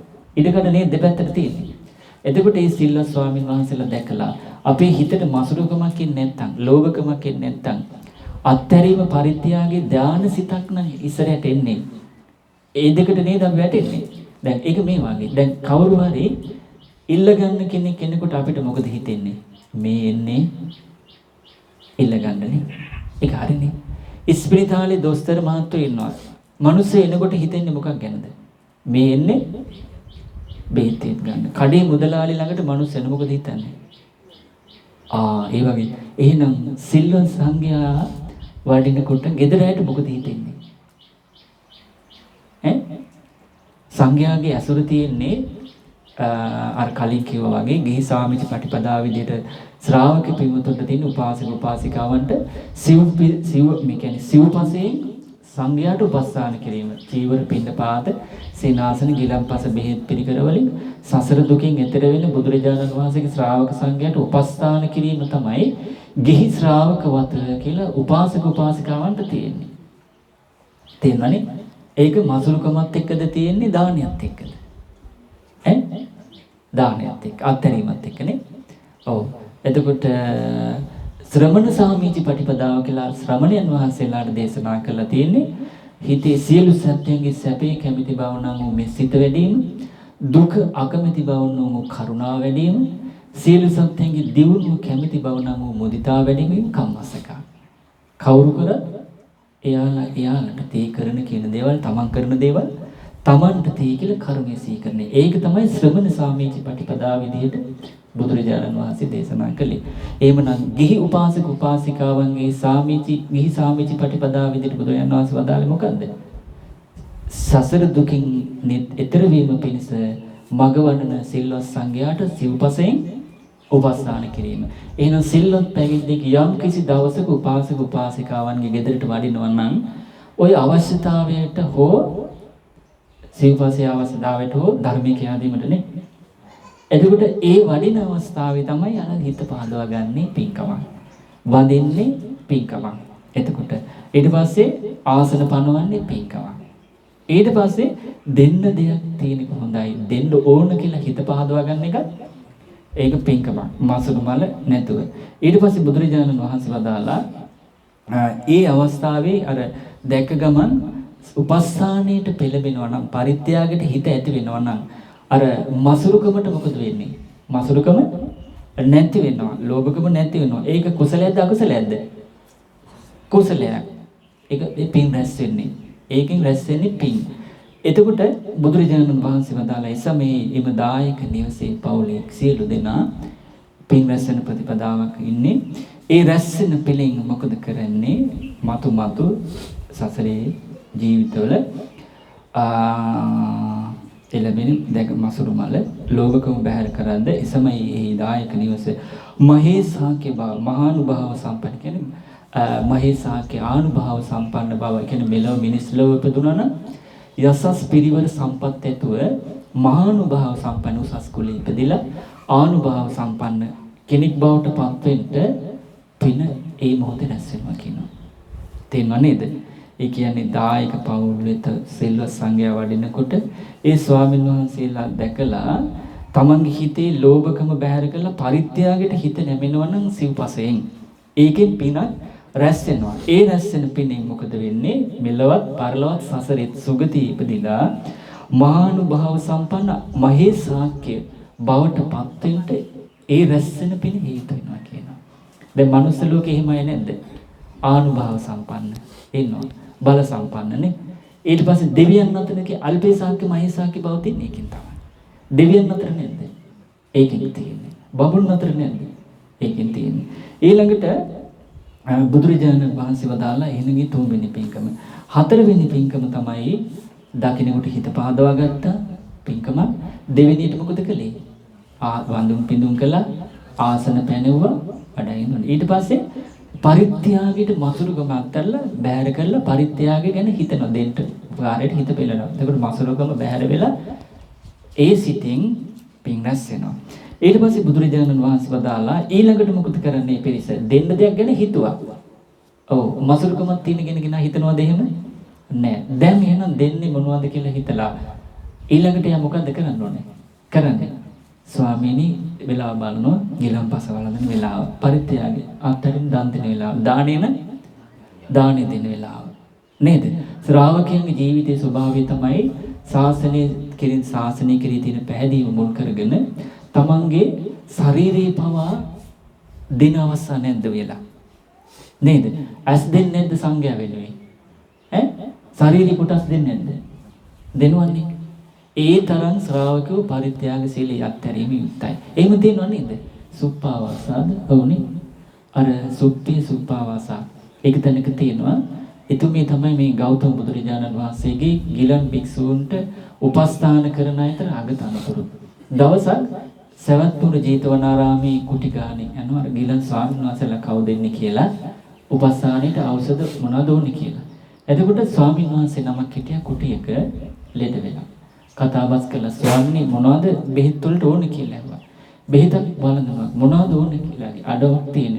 බෙහෙතට ගලපෙන මේ සූප ව්‍යංජනය අවශ්‍යයි කියලා. කොහොමද හොඳයි කියලා. ඊට පස්සේ මෙතුමිය මොකද කළේ? ගෙදර ගිහිල්ලා බැලුවා ඒකෙන් මස් ව්‍යංජනයක්. ඒ අසනීපෙට ඕමනා කරන බෙහෙතක්. ප්‍රත්‍යපත්ති කියන්නේ. අන්න ඒක. ඊට පස්සේ සේවිකාවට කිව්වා යම් මසක් තියෙනවා නම් අලවීත නගරේ ගිහිල්ලා ගෙනල්ලා උයන්න කියලා. උයලා පිළිගන්නත් කිව්වා. ඊට පස්සේ එදා පොයේ දවසක් කොහෙවත් මස් නෑ. දැන් දෙන්නම් කිව්වනේ. 16ට කිව්වා මොකද කිව්වේ? ඔව් මන්නේ අරන් එන්නේ කලවෙන් කපලා උයලා පිළිගන්නත් කිව්වා. ගිහිල්ලා මොකද ස්වාමීන් වහන්සේ දන්නේ නෑනේ. වෙලඳුවා. ඊට පස්සේ මේක බුදුරජාණන් වහන්සේ දැනගත්තා. නේද? හැබැයි ඊට පස්සේ මොකද උනේ? එතුමියට පසු කාලීනව ඒක සුවපත් වුණා. තේරුණා නේද? ඔව්. ඊට පස්සේ ගිලන් වුණා. ස්වාමියා දෙන්නම සුවන්නේ. ස්වාමීන් වහන්සේට හොඳ වුණා. උපාසිකාව ලෙඩ වුණා. එක්කෙනෙක් සුවපත් වුණා. බලන්නද උපාසක උපාසිකාවන්ගේ ස්වභාවය ශාසනයේ ජීවිතයෙන් පූජා කරලා ඉන්න අයනේ. ඔව් මොකද Taman සරණ ගිය ශාසනයේ ශ්‍රාවකයන් විදිහට සමනසාරය මාර්ගඵලලාභී උතුම් බවට පත්වෙච්ච අයනේ. එතකොට ගෞරවය නිසා නේ කරන්නේ. ඊට පස්සේ උපාසක මහත්තයා උපාසක මහත්තයා ගෙදර දානයක් සූදානම් කළා. බුදුරජාණන් වහන්සේ වැඩියා. වැඩියට පස්සේ දැන් එන්න බෑනේ තුවාලෙනේ. ඇවකෝ උපාසිකාව සුප්පියා. භාග්‍යතුන් වහන්සේ මේ පොඩි තුවාලයක් වෙලා තියෙනවා එන්න බෑ කිව්වා. වඩාගෙන එන්න කිව්වා. හැදින්න බෑනේ. කියලා ඊට පස්සේ උපාසක මහත්තයා තමන්ගේ උපාසිකාව දරුවන්ගේ අම්මා එක්කගෙන ඇවිල්ලා බුදුරජාණන් වහන්සේ පේන සීමාවට අර කාමරෙන් එළියට ගෙන බුදුන්සේ දැක්කා. දැක්ක පමණින් අර තුවාලේ සුවපත්තුන ඔන්න ගිහි උපාසක උපාසිකාවන් සංඝය අතර තිබිලා තියෙන සම්බන්ධය. එතකොට කොයිතරම් පරිත්‍යාගශීලීත්වයක් තිබිලා තියෙනවද? අද එහෙම මස් දෙන්න පරිසරයක් තියෙනවද? ඒ මොකද ගිහි පැවිදි කවුරුත් අතර බහුතරයක් සුළු පිරිසක් අතර සුළු පිරිසක් ඇර වැඳුම් පිදුම් සත්කාර සම්මාන ලබන්ට ගිහි කියන්නේ ශාසනික සාරේ මාර්ගඵල ලැබපු ගුණ නුවණින් උතුමන්ගෙන් යුතු උතුමන් අඩුයිනේ. ඒ නිසා දකින්න නැති නිසා අහන්න නැති නිසා උපස්ථානෙට උපකාරයට ගොඩාක් පෙළඹෙන ගතිය අඩු ඉස්සරහට තවත් අඩුයි. ඒ නිසා එහෙමනම් ශ්‍රාවක පින්වතුන්ගේ ගිහි සාමිචි ප්‍රතිපදාව ඒ කියන්නේ බුදුරජාණන් වහන්සේගේ ශ්‍රාවක සංඝ රත්නය උදෙසා උපාසක උපාසිකාවන් සිව්පසයෙන් උපස්ථාන කරන ස්වභාවය අදට වැඩි එදා තිබෙනවා. අද ඒක අඩුද වැඩි වෙලාද? අඩු වෙලා තියෙනවා. එතකොට බුදුරජාණන් වහන්සේ වදාළ හතරවෙනි කාරණේ විදිහට දකින්නකොට හිත පාදවා ගත්ත පින්කම ඊළඟට වන්දනාමා නැකිට පින්කම ඊට පස්සේ ආසන පැනෙව්වා වන්දනා කරන පින්කම ඊළඟට දෙන්න දෙයක් ගැන හිතනවා මසුරු මාලා ඒක පින්කම ඊළඟට මොකද කරන්නේ ඒ සංඝයාට තමන්ට සත්‍ය පමණින් කාලය බලලා උදේන හවස දානේ හවසන ගිලන්පස තේරුම් අරගෙන කැප අකප බව තේරුම් අරගෙන ගිලන්පස වෙලාවට ගිලන්පස දානේ වෙලාවට දානේ පූජා කරනවා ඒකෙන් රැස් වෙන්නේ පින් පවුද සත්‍ය පමණින් ප්‍රණීතය ගුරුසෝ තමන්ට පුළුවන් පමණින් දානේ පූජා කර ගන්නවා බුදුරජාණන් වහන්සේ වදාළා ඒ අවස්ථාවේ ඒ දානමය පූජා කරන අවස්ථාවත් පුණ්‍ය කටයුත්තක් පින්කමක් කරගන්න වෙලාවක් ඒ අවස්ථාවේදී ඒ තුලින් රැස් වෙන දානමය පුණ්‍යකමින් රැස් වෙන අර දෙන්න කලින් දෙන්න ඕන කියන සිතෙන්නේ ඒ පින් රැස් කරගත්තේ දැන් මොකද කරන්නේ දානේ පූජා කරනවා පූජා කිරීමත් එක්ක ඒයින් රැස් වෙන පින්ෙන් මොකද වෙන්නේ මහා භෝග සම්පත් උපනුපන් ජීවිතවල මිනිසුන් අතර දෙවියන් අතර ඉපදෙලා භෝග සම්පත්තින් ආඩ්‍ය වෙනවා. දැන් මනුස්ස ලෝකෙ මොනවද අපිට තියෙන්නේ? ගෙවල් දොරවල් මිල මුදල් යාන වාහන භවභෝග සැප සම්පත් රන් රිදී කිත්ත තුලින් උතුම් අග්‍ර බවට පත් වෙනවා කියන බොහෝ සම්පත් ඇතුව ඉපදෙන්න මිනිස් ලොව අර දන් දෙීම හේතු වෙනවා කියන. එයා දෙවියන් අතර ඉපදුනා නම් අර තියෙන දෙවියෝ කියන්නේ මගේ දිව්‍ය විමානේ යොදුන් 100ක් දිගයි නේද 100ක් උස පළල ඊළඟට දිව්‍ය අප්සරාවන් ලක්ෂයක් ඉන්නවා ඊළඟට කාමර 700ක් තියෙනවා ඒ ඔක්කොම මොන වගේද කරලා තියෙන්නේ තනි රත්තරේනින් අන්න ඒක වගේ බොහෝ ඒ උපනුපන් උපතේදී භෝග සම්පත්තිය ලබන්න අර දන් දීම හේතු වෙනවා තේරුණානේ ඒ පින්කමත් සංඝයා සිල්වත් පැවිද්දෙක් නිවසට වැඩියොත් කරගන්න ඉදායක පින්වතුන්ට අවස්ථාවක් තියෙනවා. එතකොට පින්කම් කී 14යි. පස්වෙනි එක තමයි කියනවා යම් කිසි කල්යක එimhe දායක නිවස වෙත අර සිල්වත් පැවිද්දන් දැන් වැඩියනේ. වඩිනකොට මොකද්ද කළේ පළවෙනි පින්කමක් විදිහට සිත පහදාගත්තා. පහදුනා නම් හසුටක් තියෙන්න ඕනේ. ඒක පින. දෙවෙනියට මොකද කරන්නේ ආසනෙ නැකිට්ටා. ඊට පස්සේ ආසන පනවලා පුටු දානවා. ඊළඟට මොකද කළේ? දෙන්න දෙයක් ගැන කල්පනා කරනවා. අමල හොඳට මතක තියාගන්න කැප අකප කාලය විකාලය. තේන්නනේ? ඒත් එක්ක අපි සිල්වත් වෙලා හිටියොත් අපිට අවස්ථාව දෙන්න. මොකද එහෙම තීරුම් කරගත්තේ නැත්නම් කාලේ අකාලේ සිල්වත් දුස්සීලකම් තීරුම් නැත්නම් 12ට කලින් අපි දෙන්න ඕන දේ දන්නේ නැත්නම් පස්සේ දෙන්න ඕන දන්නේ නැත්නම් නේද? එතකොට අපි සීලය ගැන දන්නේ නැත්නම් දුස්සීලකම ගැන දන්නේ නැත්නම් දෙකට විතර වෙලා කණ්ඩ ඉල්ලුවොත් මොකද කරන්නේ? අපි දුන්නොත් සිල්වත්කමට උපකාර කරා වෙන්නේ දුස්සීලකමටද?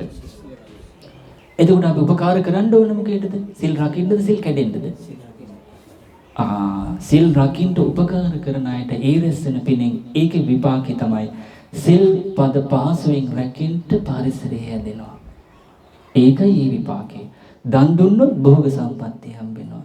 තමන්ට වඩා ගුණනෝනේ වැඩි හිටිය වැඳුම් පිදුම් සත්කාර සම්මාන කරත් උසස් කුලේ උපදී. එහෙමයි කර්ම යන්නේ. ඒක කොච්චර වෙනසක්ද කියන්නේ. දැන් ඔන්න බලන්න කර්මයේ වෙනස වෙනම තියෙන්නේ. දැන් අපි දරුවන්ට අපි මොකද්ද කියන්නේ සාමාන්‍ය ගෙවල් වල සමහර දෙමාපියෝ දරුවන්ට කියනවා තාතෝ බම්බලන් කරක බෝරුවා කියලා කතා කරනවා. නේද? සමහරන්ට නම කියලා කතා කරනවා. සමහරන්ට දුවේ පුතේ කියලා කතා කරනවා. සමහරට සුදු පුතේ සුදු දුව කතා කරනවා. සමහරට සුදු අම්මා කියනවා. ඒ වචන වල වෙනසක් නැද්ද? ඒක එන්නේ කොහොමද? වපුරු දේ තමයි අස්වැන්නේ සසරේ. තමන් දරුවෝ හදලා තියෙන යම් ක්‍රමයකට දෙයින් රැස් වෙන කර්මය තමයි සසරේ අපි ඉපදුනාට පස්සේ අර තමන් විපාක දෙන්නේ. තාතෝ බම්බලන් කරක බෝරුව කියලා දරුවන්ට සැලකලා කර්මය හදාගත්තේ. මිනිස්ලෝ ඉපදුනාට පස්සේ එයාට තමන්ගේ අම්මා තාත්තා මොනවා කියලා කතා කරන්නේ? අර වචනේ. නම කියලා කතා කරා නම් මිනිස්ලෝ උපන් කල්ට ඒ රැස් වෙච්ච කර්මයෙන් නම කියලා කතා කරන්නේ. දෙවෝපියෝ. එතකොට පුතේ කියලා කර්මයේ කතා රැස් කළ කර්මය හදාගෙන තියෙනවා නම් ඊට පස්සේ දෙමව්පියෝ තමන්ට කතා කරන්නේ මොකක් කියලාද? දුවේ පුතේ.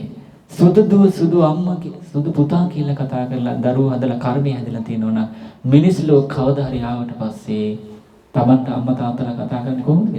සුදු අම්මා සුදු දුවේ. එතකොට ගොඩාක් දරුවන්ගේ හිතට සැනසීම සිටි ගොඩාක් සතුට ඇති වෙන්නේ තාතු බම්බලන්. ඊට පස්සේ නම පුතේ දුවේ සුදු අම්මා සුදු පුතා කියන කොටද. ගොඩාක් දරුවන්ගේ හිතට සතුටක් ඇති වෙන්නේ මොකෙද? සුදු දුවේ එයා වපුරු වස්සන් තමයි තියෙන්නේ. ඒ වපුරු දෙබුව යස්සන්නේ තියෙන්නේ. එහෙම අය තියනවා නේද? ඒ මොකද හොඳ දෙයක් කරලා ඒක වපුරුනවා මේ අස්සන නිල්න අවස්ථාව. එතකොට ඒ පිනත් අපිට ඕනද නැද්ද? එහෙමයි කර්මය යන්නේ. එහෙමයි කර්මය යන්නේ. ඊළඟට එහෙම කරන කියන හිතන දේවල් වලට අනුව කර්මය රැස්වීම වෙනසක් තියෙනවා. ඊට පස්සේ බුදුරජාණන් වහන්සේ වදාළා දන් දෙනකොට භෝග සම්පත්තියත් එක්ක සසරේ පිනත් එක්ක භෝග සම්පත්තිය ලැබුණා මිනිස්ලව දෙවියන් අතර. ඊට පස්සේ උන්න දානෙත් දීලා ඉවරයි. දැන් මොකද්ද කරන්නේ මේක? ධර්ම දේශනාව. අද වගේ ස්වාමීන් වහන්සේ කැමති දෙයක් කියන්ට අපි අහගෙන ඉන්න වැදගෙන. එහෙම කලාවක් නැහැ. දැන් නුවණ පාවිච්චි කරලා Tamanට කරන්න ඕන දේ කළා නේද? හිත පාදවා ගත්තා. ආසන වැඳම් පිඳුම් කළා. ආසන පැනුවා. දෙන්න දෙයක් ගැන හිතුවා. දානි පූජා කළා. නේද? එහෙනම් ස්වාමීන් වහන්සේ දැන් කැමති දෙයක් කියන්ට කියන කලාවක් නැහැ. ඔව්. ඇවිල්ලා තාත්තා ගෘහපතිතුමා අහනවා ස්වාමීනි ඔන්න හොඳම දේ අහනවා සංඝයාගෙන් මෙන්න මෙහෙම අහනවා ස්වාමීනි කුසල් මොනවද? කුසල් මොනවද? කුසලේ ආනිසංස මොනවද කියලා අහනවා. අකුසල් මොනවද? අකුසල් මොනවද? අකුසලේ ආදීන මොනවද? එනිසා පව් කියන්නේ මොනවද? පව් කළොත් මෙලොව පරලොව සිද්ධ වෙන්නේ මොකක්ද? පින් කියලා කියන්නේ මොනවද? පින් කළාට පස්සේ මෙලොව පරලොව සිද්ධ වෙන්නේ මොනවද? ඒ වගේම කළ යුතු දේ මොනවද? නොකළ යුතු දේ මොකක්ද? යහපත මොකක්ද? අයහපත මොකක්ද? අසුරු කළ යුතු කෙනා කවුද? අසුරු නොකළ යුතු කෙනා කවුද කියලා කර්මඵල කියන්නේ මොනවද? මේ වගේ ශාසනයක් තුල නිසා මේ වගේ නිදහස් වෙන්නේ කොහොමද කියලා පුංචි බංකුවත් යන්නේ තාත්තා අහනවා. එතකොට අවශ්‍යතාවයක් තියෙනවද නැද්ද? ඉස්පිරිතාලට යන්නේ කෙනෙක් නිකන්ද අවශ්‍යතාවයකටද? කඩේකට යන්නේ කෙනෙක් අවශ්‍යතාවයකට නිකන්ද? ළමයි ඉස්කෝලේ යනවා අවශ්‍යතාවයකට නැද්ද? එහෙමනම් අන්න අවශ්‍යතාවයක් ඇති වුණා. මොකද දානි දීලා ඉවර වෙලා අහනවා අවශ්‍යතාවයේ පින්පව් කියන්නේ මොනවද? සුගති දුගති කියන්නේ මොනවද? කර්මඵල මොකද්ද? හොඳ නරක මොනවද? කළ යුතු දේ නොකළ යුතු දේ? අසුරු කළ යුතු කෙනා නොකළ යුතු කෙනා කවුද? සංසාර ගමන මොකද්ද? මේක නිදහස් වෙන්නේ මොකද්ද? දුක්ඛ සමුදය නිරෝධ මාර්ගය කියන්නේ මොකක්ද කියලා අහනවා. එතකොට අවශ්‍යතාවයක් තියෙන කෙනෙක් ඉන්නවද නැද්ද? අන්න සැපයීම සංගයා කියා දෙනවා. අකුසල් මෙයයි කියලා කියා දෙනවා. අකුසල් මුල්මයයි කියලා කියා දෙනවා. මේ අකුසල් කළොත් මෙලොව පරලොව දුක් විඳින්න සිද්ධ වෙනවා කියලා පස්පව දස අකුසල් ගැන කියා දෙනවා. කුසල මුල් ආනිසංස ගැන කියා දෙනවා. ඒකෙන් වැළකීම පින් ආනිසංස කියා දෙනවා. හොඳ නරක යහපත අයහපත කුසල ඔක්කොම කියා දෙනවා. ඒවා කියන්නේ එකින් එකට උපතින් බෞද්ධ ධම්මල දන්නවනේ. දන්නව නේද? සතුන් මැරීම, හොරකම, වර්ධි කාම සේවනයේ දීම, බොරු කියලා විසවචන පරස වචන කීම, අන්සල දෙයට ආසා කිරීම, ද්වේෂය, මිච්ඡා දිට්ඨි, මිත්‍යා දෘෂ්ටික කර්ම සමාදානෙ, ඊට පස්සේ පංචානන්තරික කර්ම, සිල්ලුතුන්ට ගුණවතුන් නිඳා පාස කිරීම, කෙලෙස් ජීවිතේ කෙලසා දමන රාගයට යට වූ සිත, ආසාවට යට වූ සිතින්, දේශයට යට වූ සිතින්, මෝහයට යට වූ සිතින්, ගයනවනම්, වයනවනම්, නටනවනම්, කියනවනම්, රඟපානවනම් ඒ ඔක්කොම අකුසල් කියලා ඔන්න කියා දෙනවා. එතකොට ඒ තුල පව් රැස් වෙලා මෙලොව පරලොව සතර පායි සංසාරේ තියුණු කටුගාමීනි අප්‍රසන්න දුක් විඳින්න සිද්ධ වෙනවා කියලා කියා දෙනවා. අර දානෙ පස්සේ අහ ගන්නවා. ඊට පස්සේ ඒකෙන් වැළකීම කුසල් පින් රැස් වෙනවා. මෙලොව පරලොව සුගතිය නිවන පිණිස හේතු වෙනවා කියලා කියලා දෙනවා. ඊට පස්සේ කළ යුතු දේ පව් කරන්න එපා. එහෙනම් කළ යුතු දේ පින් කරන්න පව් කරන්න එපා. අසුරු කළ යුතු කෙනා බාලයන් අසුරු කරන්න එපා. සත්පුරුෂයන් අසුරු කරන්න මෙලොව පරලොව සුගති දුගති ගැන කියා දෙනවා. කියා දුන්නට පස්සේ එයාට මොකක්ද ඊට පස්සේ කරන්න තියෙන්නේ? අහපු ධර්මයට අනුව ජීවත් වෙන්න. ඒ කියන්නේ අකුසල් ගැන කියලා දුන්නා අකුසලින් වළකින්න ඕනේ. කුසල් ගැන කියා දුන්නට කුසල් කරන්න ඕනේ. මොනවද? දන් දෙන්න ඕනේ. සිල් ලකින්න ඕනේ. බණ භාවනා කරන්න ඕනේ. පින් කරන්න ඕනේ. ඊළඟට දෙමව්පියන්ට සලකන්න ඕනේ. දුවදරුවන්ට හිත සහෝදර ඥාති හිත මිත්‍රාදීන්ට සලකන්න ඕනේ. ධාර්මිකව ජීවත් වෙන්න ඕනේ කියන්නේ කරන අපි ජීවත් වෙන්න වෙලේ ඉලදාම් ව්‍යාපාර කටයුතු කරනවා නේද? රැකිරක්ෂා කරනවා. ඒ වගේදී ලෝභය, ද්වේෂය, මෝහය ආදී පව්කම් කෙරෙනවා නම් ඒ ව්‍යාපාර වලින් වළකින්න ඕනේ. ඇයි ඒ පව් රැස් වෙන නිසා. නේ? පව් රැස් වෙන්නේ නැති විදිහට ඒ ව්‍යාපාර කරන්න ඕනේ. නේ? අක්කරින් 250යි. කී දෑවෝ. ගැහුවේ නැත්තම් අල්ලපු කුඹුර වල බයිනවා, අස්සන් අඩු වෙනවා. ඔව් ලක්ෂයකමාරක දෙකක ණයක් අරගෙන තමයි කරන්නේ. දැන් මොකද කරන්නේ? ඔන්න ආවා. දැන් මොකද කරන්නේ? ඈ? පිරිසිදුද? සම්මා ජීවිත, මිච්ඡා ජීවිත. ජීවත් වෙන රටාව පව් රැස් වෙන එකද, පින් රැස් වෙන එකද? අන්න සීලයට ප්‍රශ්න, ශ්‍රාවක අතර ප්‍රශ්නයක්. සසරේ අන්තිම ජීවිතෙත් ගෙවන්න වෙනවා. ශාක්‍ය වංශික ඉතිහාසගත කරුණුත් එක්ක විදුඩබ ශාක්‍ය වංශිකයන් කොසල් රජුගේ පුතා එක දවසේ 1,20,000 ශාක්‍ය වංශිකයන්ගේ බෙලි කපලා මැරුවා. ඒ මොකද හේතුව? සසරේ එනකොට අටුවාවල් තියෙන්නේ කීඩෑ ප්‍රශ්නයක් ඇවිල්ලා ඔක්කොම ගොවි මහත්තුරු එකතු වෙලා කතා කරලා මරලා දාලා. නිවේද ගිහිල්ලා සතර පායෙත් ගිහිල්ලා මනුස්ස ලෝකෙ දැන් එක දේශනාය කොහොම තියෙන්නේ මනුස්ස ලෝකේ එක සතෙක් මැරුවා කියමුකෝ වතාවක් දුගතිය ගියා කියමුකෝ නිවේද ගිහිල්ලා තිරිසන් ලෝකෙත් ගිහිල්ලා පෙරේත ලෝකෙත් ගිහිල්ලා මනුස්ස ලෝකෙත් ඇවිල්ලා ආත්ම 4500 ගණන් මැරෙනවා ඒ විදිහට. එහෙනම් කුඹරකට ආපු නේ පිරිස එකතු වෙලා අර පිරිසම තමයි විඳවන්නේ කර්මයෙන් වෙන්නේ නේ. එතකොට ඒ ආජීවය ඒව නොකළ යුතුයි කියලා නෝනැතු වලකින්න ඕනේ. ඒකත් පව් රැස් වෙනවා කියලා නේද? අසන්න අඩුණත් කමලා සුළු කාලේ ජීවත් වෙන්නේ නැහැ. මොකද දුකසේ හරි අපි පින් තමයි කරන්න. මොකද මනුස්ස ලෝකේ දැන් උපන් ජීවිතේ తాවකාලිකයි. නොපෙනෙන ලෝක කියන්නේ මේ අල්ල වගේ තියෙන එකක් නෙමෙයි. මාළදේව දූපත් වගේ නෙමෙයි. එහෙනම් ඒක ලොකු එකක්. තේරෙනව නේද? ඒත් කර්මාරූපව සත්‍යයෙන් ඉන්නේ. අපිට වැදගත් වෙන්නේ නොපෙනෙන ලෝකෙට ආරක්ෂාව කියන්නද අනුතරක් ඇතුව යන්නද? ආරක්ෂාව. මොකද ආරක්ෂාව? කල්යාණ මිත්‍ර ඇසුරේ ධර්මය අහලා නෝනින් කල්පනා කරලා නොබියව මරණයට මුහුණ දීලා පිණින් බලවත් වෙලා සතුටින් මැරෙන කෙනෙක් වෙන්නයි ඕනේ.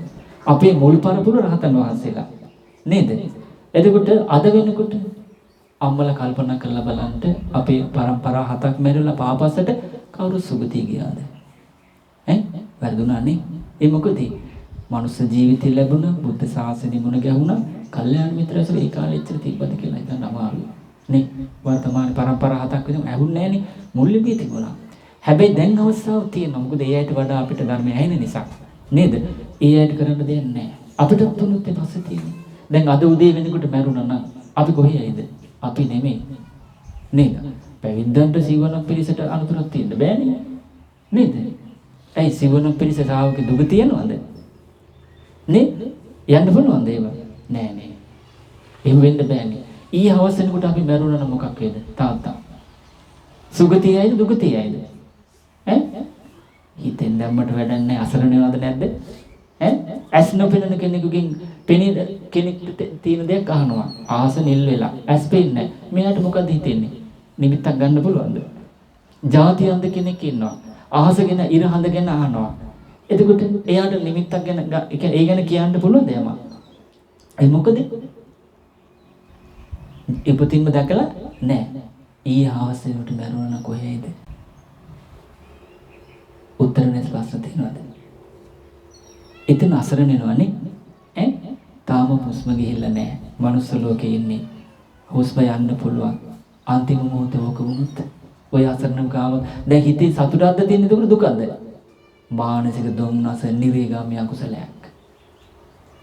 එහෙමනම් අපි පරම්පරා 7ක් ගත්තොත් මහ පොළොව වගේ ප්‍රසංගී ඒ දුකින් තමයි නේද අවස්ථාව ලැබිලා අපිටත් ඒක උනොත් ප්‍රශ්නේ ඒකනේ.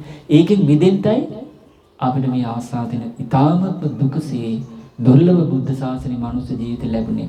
එහෙනම් ඉස්කෝලේ බාලාංශයට බාර දෙන කෙනා ගෙදරින්ද නෙමෙයි හිතන්න ඕනේ. එහෙනම් ඉහළට යන්න. දරුණු අසනීපයකට රෝහලට බාර දෙන කෙනා ලෙඩි තියාන ගෙදරින්ද නෙමෙයි හිතන්න ඕනේ. එහෙනම් ආසුව කරන්න. රස්සාවට යන කෙනා ආද පටන් ගත්ත කෙනා ගිහිල්ලා ආවෝ ගෙදරින්ද නෙමෙයි හිතන්න ඕනේ. එහෙනම් දිනුන කරන්නේ. එහෙනම් මනුස්ස සුගතියේ පහළම තලයේ මනුස්ස ලෝකෙට ආපු කෙනා හිතන්න ඕනේ මෙතනින් උඩට යන්න මිස යටට යන්න නෙවෙයි. අපි කොහෙද ඉන්නේ කියලා බලන්න. ඒතරයි ඕපන් මයික් බව තියෙන්නේ. නේ? ඉතින් ඒ නිසා මේ ධර්මයේ තියෙන අහලා අවසන් කරන එක නෙවෙයි. නේ? ඊළඟට මේ ධර්මයේ කතාබස් කිරීමෙන් ශ්‍රවණය කිරීමෙන් පිළිපදින්න පුළුවන් කමක් නැහැ. ඒ කියන්නේ කතා කරනවා විතරයි. තේරෙනවද? ඊළඟට අහනවා විතරයි. ඒ පමණකින් මේක අවසන් වෙන්නේ නැහැ. ඕකෙන් පිළිපදින්නත් බෑ. එහෙමනම් අහලා කතාබස් කරලා නුවණින් කල්පනා කරලා දිට්ඨිය සුප්පට වේදා. ඒ ධර්මයේ පුරුදු කරන කල්යාණ මිත්‍ර ඇසුරේ තමන්ම කරන්න ඕනේ. දන් දෙන්න ඕනේ. සිල් රකින්න ඕනේ. බණ භාවනා කරන්න ඕනේ. නේද? දෙවෝපියන් පෝෂණය කරන්න ධාර්මික ජීවත් වෙන්න ඕනේ. එහෙමනම් ඒ කරන්න ඕන දේ ගැන කතා විතරක් කරනවා. හරිද වැඩි? ඒ කරන්න ඕන දේ ගැන අහනවා. එච්චරයි. පිළිපැද්දේ නැත්තම් වැඩක් තියනවද? ඒ නිසා වර්තමානයේ අපිට දකින්න ලැබෙන්නේ බුදුරජාණන් වහන්සේගේ ධර්මයේ අඩුපාඩු ගොඩයි. කතාබස් කරනවා. කතාබස් කරන අයගේ ජීවිත අඩුයි. ඊළඟට අහනවා. අහන අයගෙත් අඩුයි. ශාසනය බැබලෙයිද? නෑනේ. නේද? කොච්චරද දුර වෙලාද කියන්නේ ශාසනය අම්මා තාත්තා අතර සමගියන්නේ. නේ? ශ්‍රාවකයෝ පිරිසිදුයි. ගෙවල් දොර වලට යන්න බෑ. ඒ කියන්නේ පෙරේත පාදේශ සභාවේ වැසිකිළිය වගේ ගෙවල් දොර වල. ඒ මොකද? ශ්‍රාවකත්වය මොකොත් නැහැ. නේද? ශ්‍රාවකයෝ පිරිසිදුයි. ඒ නිසා එහෙම වෙන්න බෑ. බුදුරජාණන් වහන්සේගේ ශාසනයේ අය පිරිසිදුද අපිරිසිදුද? පිරිසිදුනේ. සීනුවන තියන අයද නැති අයද? ඔව් මරණයට බය අයද නැති අයද? ආයෙන බලන්න අපි පිරිසිදුද අපිරිසිදුද කියලා. බය තියෙනවද නැද්ද කියලා බලන්න. ඇස් දෙක පියවුණොත් තමයි මේ ඉරහඳ යට මෙසෙන්ින් අපිට මිනිස් පිස අහිමි වෙනවා. අපි ඇස් දෙක අරපු දවසේ ඉඳන් තේරෙනවද?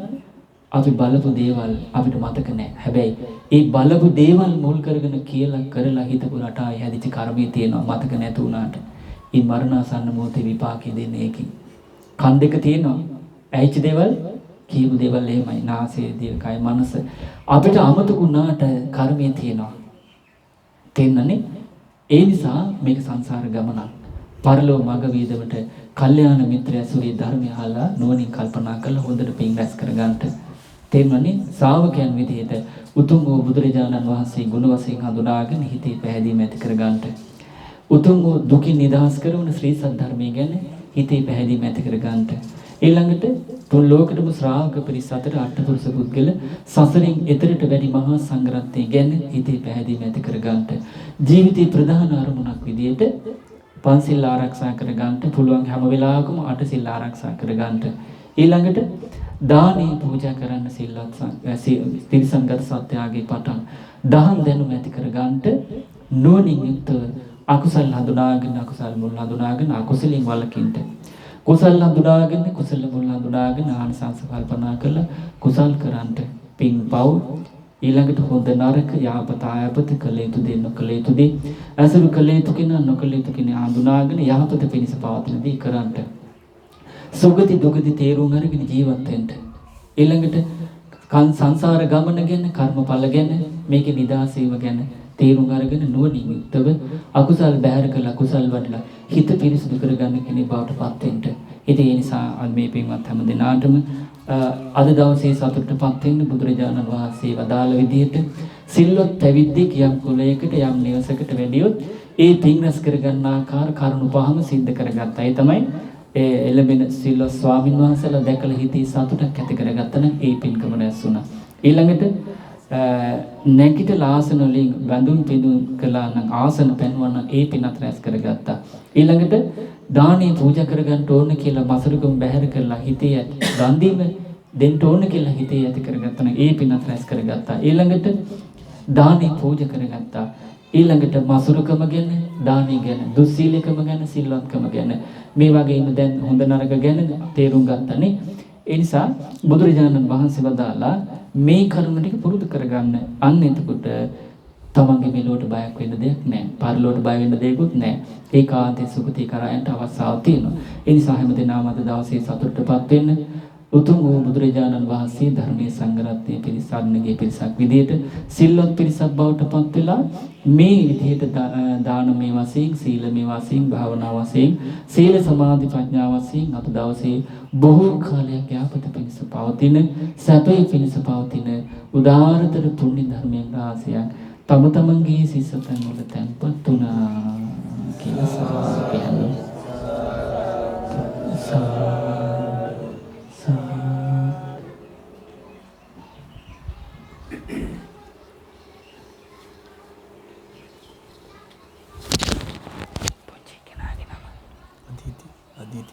අදීති සයනාරා හොඳයි.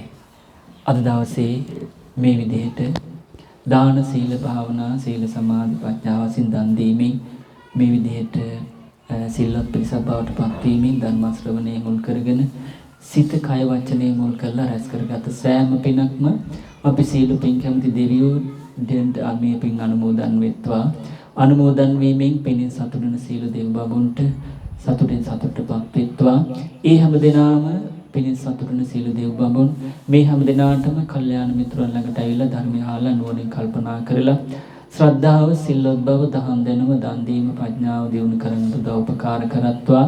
දෙවියෝද ප්‍රාර්ථනීය බෝධියකින් අමා මහ නිවනින් සැනසීම ලබත්වා. රැස්කල සීලපින් ඒ ආදිත්‍ය නේද? ආදිත්‍ය සයනාරා පින්වත් දියණියට මේ පින් අනුමෝදන් වෙත්වා. අනුමෝදන් වීමෙන් පින්වත් දියණිය නිදුක් වෙත්වා නිරෝගී වෙත්වා සුවපත් වෙත්වා දීර්ඝායු සම්පත් සැලසේවා. ඊළඟට උතුම් වූ තිසරණේ ආශිර්වාදයේ දෙවියන්ගේ රැකවරණ සැලසේවා. අනාගතයේ පින්වත් දියණියට කල්යාණ මිත්‍ර ඇසුරේ කල්යාණ වූ ධර්මයාලා උතුම් වූ බුදුරජාණන් වහන්සේගේ ගිහි ශ්‍රාවක දියණියක් විදිහට ශ්‍රද්ධාව සිල්වත් බව දහම් දැනුම දන් දීම ප්‍රඥාව ඇති කරගන්නට වාසනාව උදා වේවා. පින්වත් දියණියට සසර දුකින් නිදහස් වෙන්න මේ පින් අනුමෝදන් කරමි. අනුමෝදන් වෙත්වා. ඒ වගේම සසරේ යම් තාක් ඥාති පිරිස ඉන්නවා නම් පින් බලාපොරොත්තු වෙමින් ඒ හැම දිනාටමත් මේ පින් අනුමෝදන් වෙත්වා. අනුමෝදන් වීමෙන් ඒ හැම දිනාගේම පරලෝක ජීවිත සැපවත් වෙත්වා සුවපත් වෙත්වා. ඒ හැම දිනාටමත් උතුම් ගෞතම බුදුරජාණන් වහන්සේ සරණ ගිහිල්ලා සසර දුකින් නිදහස් වෙන්නට මේ පින් අනුමෝදන් කරමි. අනුමෝදන් වෙත්වා. රැස්කල සීලපින් දානයට සම්බන්ධ වෙච්ච උදව් උපකාර කරපු දැක බලා සතුටුණු පැමිණි නොපැමිණි ලොකු කුඩා මේ හැම දිනාටම එකසේ අනුමෝදන් වෙත්වා.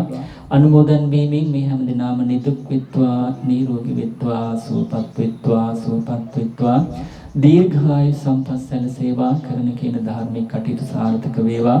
පරලෝ සුගති සම්පත් සැලසේවා. හැම දිනාටම උතුම් දුක්ඛ සමුදය නිරෝධ මාර්ග කියන චතුරාර්ය සත්‍ය ධර්මය අවබෝධ කරගෙන ජාති ජරා ව්‍යාධි මරණ දුකින් නිදහස් වෙන්නම මේ පින් ඒකාන්තෙම හේතු වාසනා වේවා. හැම දිනාටම